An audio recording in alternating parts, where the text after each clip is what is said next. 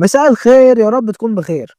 اسبوع الجدل التحكيمي، فشيك قهوتك واشرب ميه عشان صحتك وتعالى اقول لك ايه اللي حصل في الاسبوع الثالث من الدوري المصري. يبدا الاسبوع الثالث بماتش بين فاركو وطلائع الجيش. لسه بنقول بسم الله الرحمن الرحيم وغلط من شيكا، لكن بينقذوا بتصدي عالمي.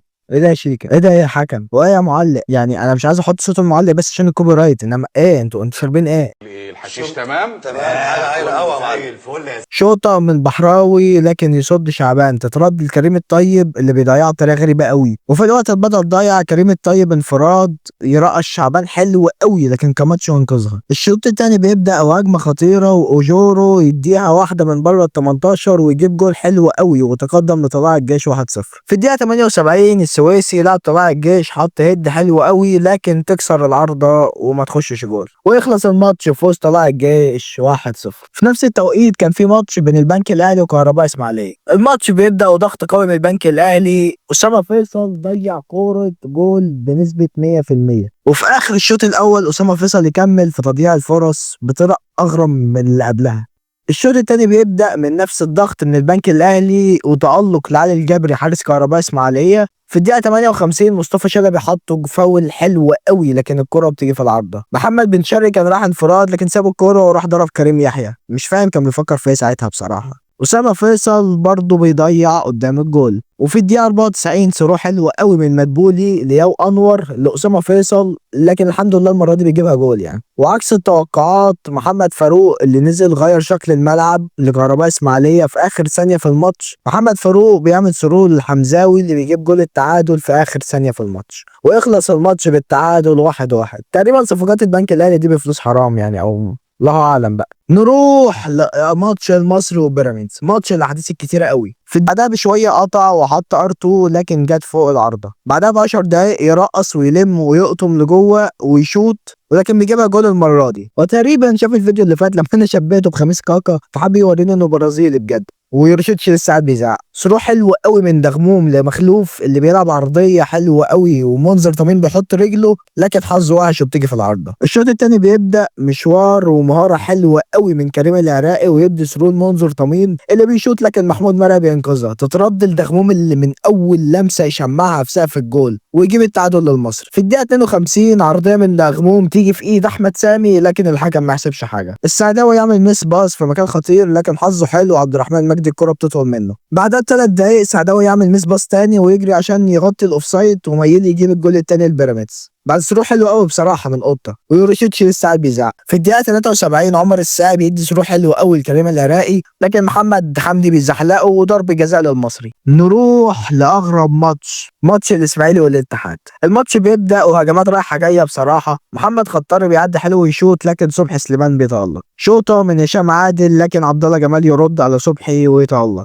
شوطه تانية احلى من هشام عادل لكن تصدي اجمد من عبد الله جمال. خطاري بيلعب كورنر بيطلعه الدفاع، خطاري يلعب كورنر تاني يطلعه الدفاع، خطاري يلعب كورنر تالت تيجي في العارضه ويطلع الدفاع، خطاري يلعب كورنر رابع لكن الدفاع زهق المره دي وشتتها.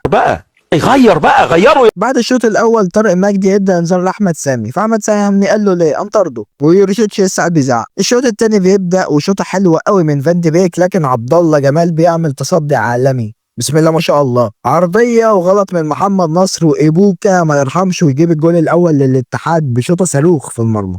عرضيه حلوه وجون ابوكا اللي بيحطها بالهيد لكن عبد الله جمال بيكمل التالق ما شاء الله بجد.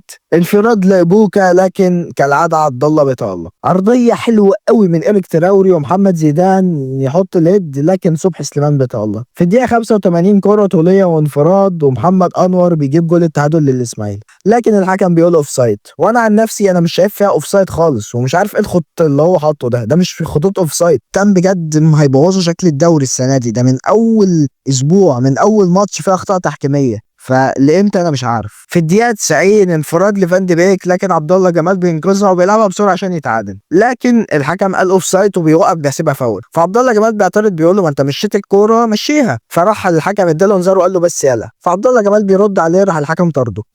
دي الكوره في مصر، ده الدوري المصري. مش عارف اقول ايه. فعمل العجوز بيعترض بره، الحكم طرده برضه. انا مش مصدق والله العظيم اللي اللاعب بيشوفه في الدوري ده. الحاجات دي ما بتشوفهاش غير فاهم في الدوري المصري يعني. هو انت تتخيلها فاهم. برضه انا نفسي اعرف ازاي المدربين وهم مطرودين بيتكلموا في الموبايل عشان يدوا تعليمات. هو ما حدش قال لهم ان ده ممنوع، محدش قال للحكم ان ده ممنوع. في اخر الماتش الحكم بيطرد عمرو جمعه بعد كوره غشيمه قوي بصراحه. عمرو جمعه مثل تمثيل متخلف يعني. هو سوري يعني، هو دخل ضرب، هو ماسك قفاه. لان انت دخلت ضربت لاعب الاسماعيلي، انت مسكت قفاك ليه؟ فاول، وايريك تراوري بيضيع كوره جول بنسبه 100%.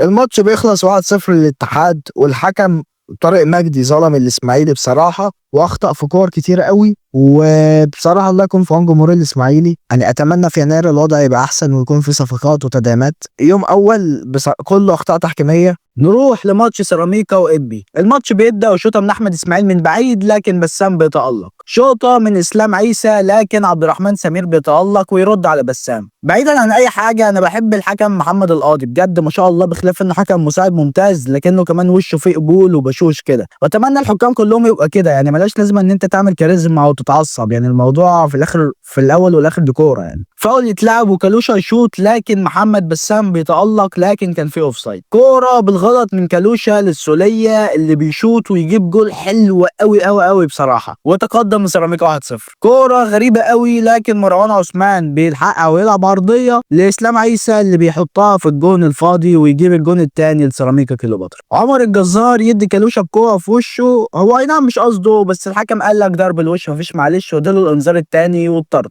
ما عداش دقيقتين محمد سمير اخو سعد سمير يمنع هجمه لسيراميكا، الحكم يديله الانذار الثاني ويطرده، والماتش بيخلص 2-0 لسيراميكا. نروح لماتش المحله والجونه. يبدا الماتش وفي الدقيقه العاشرة ويليام ساندي يعدي حلو قوي ويشوط، لكن محمد علاء يتالق وينقذ كوره جول. محمد علاء بيكمل تألقه وينقذ كرة جول تاني. جريندو يعدي حلو قوي ويلعب عرضية لساندي، لكن ساندي بيشوطها وبتوصل للمحلة. وايمن الكاشف قال افيه خليك تقفل التلفزيون. يا ساندي يا ساندي يا فرايداي ماندي. حافظ ابراهيم يشوط شوطة صاروخ من بعيد، لكن عامر بيتألق ويصدها. ما بيحصلش جديد والماتش بيخلص بالتعادل السلبي. لكن في حاجة محدش اخد باله منها ومحدش بيتكلم عليها. نور السيد لاعب الجونة عنده 41 سنة، وده انجاز بالنسبه للاعب نص ملعب مصري، فما شاء الله يعني. مش عارف ازاي ما حدش بيتكلم عنه في الاعلام، وبيلعب اساسي على فكره وبيقدم مستويات حلوه. واخر حاجه لعيبه المحله بتعمل كل حاجه صح الا الفينش، فبجد هم محتاجين يتمرنوا على ده يعني. هو لحد دلوقتي كمان هو الفريق الوحيد اللي ولا سجل ولا تسجل في مرماه يعني. انت فاهم، هو انا داخل انت طالع ابن علي ابن عليا ابن عليا. نروح على ماتش بتروجيت ووادي دجله. ماتش هادي خالص، وفي اخر الشوط الاول كرة طوليه بدر موسى بيستلم ويعدي حلو قوي ويشوط تخبط في مدافع وادي دجله وتخش، وبدر موسى بيجيب الجول الاول لبتروجيت. في الدقيقه 90 كرة جت في ايد لاعب بتروجيت وانا شايفها بنالتي بصراحه، لكن الحكم ما حسبش حاجه، مش عارف ازاي يعني. في الدقيقه 95 كمال ابو الفتوح بيضيع كرة جول مؤكد والتعادل، ولكن ايضا عمر صلاح تألق فيها بصراحه. نروح لماتش حرس الحدود والمقاولين العرب. الماتش بيبدا وماتش بصراحه رخم قوي لحد الدقيقه 66، راسيه من محمد حامد، لكن الزنفولي بيتالق ويشيلها. بعدها محمد بيومي كان ارخم من الماتش بقى، فالحكم اداله انذار، راح مسقف له، الحكم اداله انذار تاني وطرده. في الوقت البدل ضايع مجهود حلو قوي لعمر الوحش اللي بيلعب عرضيه حلوه لكالو اللي بيجيب الجول الاول، لكن الحكم قال اوفسايد. لكن بصراحه يعني مش عارف، انا هسيب لك الحكم، بس انا بصراحه مش شايفها اوفسايد. نروح لماتش سموحه وزد. الماتش بيبدا وغلطه من دفاع زد يقطع صامويل امادي ويديها لخالد الغندور اللي بيشوط صاروخ، لكن علي لطفي بيتالق. سمير فكري لعب عرضيه حلوه ودبل كيك من فوزي، لكن كاستيلو بيشيلها على خط المرمى، تيجي لصامويل امادي يجيب بيها الجول الاول لسموحه. شادي حسين يدي سرو حلو لمصطفى سعد اللي بيحطها على طريقه ميسي في كورتوا ويجيب التعادل لزد. بابا بادجي بمجهود عالي قوي يقطع الكوره ويلعبها لسمير فكري، لكن علي لطفي بيتالق وما بيحصلش جديد والماتش بيخلص بالتعادل 1-1. نروح لماتش الزمالك ومودرن سبورت. الزمالك بدا ضاغط من اول دقيقه، اخوان الفينا بيورينا يعني ايه اللاعب برازيلي، وبيجيب جول حلو قوي قوي بجد بصراحه. الشوط الثاني بيبدا وثرو من الفينا لشيكو بنزا اللي بيعدي حلو قوي ويشوط، لكن ابو جبل ما تعرفش بيعمل ايه، وشيكو بيجيب الجول الثاني للزمالك. محمد صبحي بيتألق وبيشيل كرة جول مؤكد من حسام حسن، لكن حسام حسن اصلا كان شاطها برعونه. ارضيه من علي فوزي والونش بيحطها في نفسه، والماتش بيخلص 2-1 للزمالك، وبيخلص معاها الاسبوع الثالث اللي كان اسبوع حلو بصراحه، وكان في جدل تحكيمي كبير. ونروح لتشكيله الاسبوع. في حراسه المرمى انا كنت احط عبد الرحمن جمال، لكن بعد الطرد بصراحه ما قدرتش احطه مع انه عمل ماتش جامد قوي، فهحط محمد علاء حارس الجونه، عمل ماتش حلو قوي برده وخرج بكلين شيت. في الباك اليمين انا هحط كريم العراقي، سنتر باك باري المحمدي، جنبه حسام عبد المجيد، باك شمال بنتايج، في نص الملعب عبد الله السعيد وقطه وعمر الساعي، وقدام خوان الفينا ودغموم ومايلي. وبالنسبه لجون الاسبوع انا هسيبك تختار بصراحه، لان انا مش في اجوال كتير حلوه، فانا هسيبك تختار هل جول دغموم في بيراميدز، ولا جول خوان الفين، ولا جول عمرو السوليه في انبي، ولا جول دا سيلفا في المصري. هسيبك تختار في الكومنتات واستنى رايكم. وكده الفيديو يكون خلص. لايك وسبسكرايب بقى وشير لاصحابك، يعني فاهم ما عادش حاجه، يعني 3000 سبسكرايبر على كل واحد عمل شير، فاهم كده ايه نوصلهم مستريحين، نوصل 10000 وبس كده. يا رب دايما تكونوا بخير والسلام عليكم.